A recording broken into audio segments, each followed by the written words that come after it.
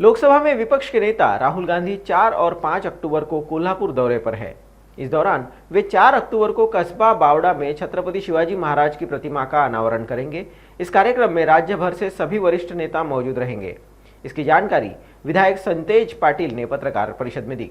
नाही, शक्ती प्रदर्शनाचा विषय नाही। आम्ही सांगलीला परवा आले होते, नाही कोल्हापुरात मीटिंग घेतली, साताऱ्यात मीटिंग नाही घेतली, नाही मूळ विषय की छत्रपती शिवाजी महाराजांचा मूर्तीचा अनावरण हा आम्हाला एक महत्त्वाचा कार्यक्रम आहे आणि म्हणून मेसेज किंवा छत्रपती शिवाजी महाराजांच्या विचाराला पायी असा कार्यक्रम आम्ही करू।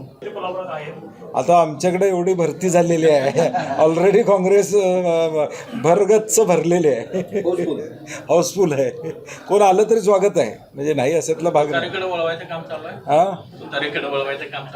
नाही नाही तसा विषय नाही। आज सकाळी महाविकास आघाडीची बैठकीला मी सकाळी 9 वाजता मुंबईत उपस्थित होतो, तर आज 1.5 तास त्या बैठकीत उपस्थित राहून मी दुपारी इथं आलो आहे। काही चर्चा आमच्या झालेल्या आहेत, आज देखील काही चर्चा तिथं आत्ता सुरू आहेत, आज आणि उद्या होतील आणि त्यामुळे शेवटी जागा वाटपामध्ये जी जागा आम्हाला मिळेल तिथं कदाचित एखादा उमेदवार चांगला असेल तो आमच्याकडे येईल, जागा सुटली तर कदाचित संयुक्तिक नाही। आम्ही मागणी केलेली आहे, आज मी तिथं बोललेलो आहे, जाहीर बोलून त्याला फाटे फोडणं संयुक्तिक ठरणार नाही, कारण की इंटरनल मी बोललेलो आहे किती जागा पाहिजेत, किती आम्हाला मॅक्झिमम लढवायचे आहेत। शेवटी महाविकास आघाडी म्हणून पुढे जात असताना सगळ्याच पक्षाला न्याय देऊन आम्ही पुढे जाण्याचा प्रयत्न असणार आहे। कोल्हापुरात ही जागा घ्या आणि ती आम्हाला चव्हाण साहेबांच्या अध्यक्षतेखाली मॅनिफेस्टो कमिटी आहे, ते तिन्ही पक्षातले लोक जवळजवळ 10-15 लोक एकत्रित बसलेले आहेत।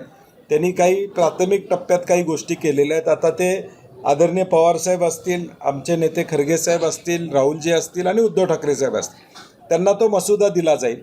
त्यांच्याकडून एकदा मान्यता आली की तो मॅनिफेस्टो आमचा राज्यामध्ये येईल।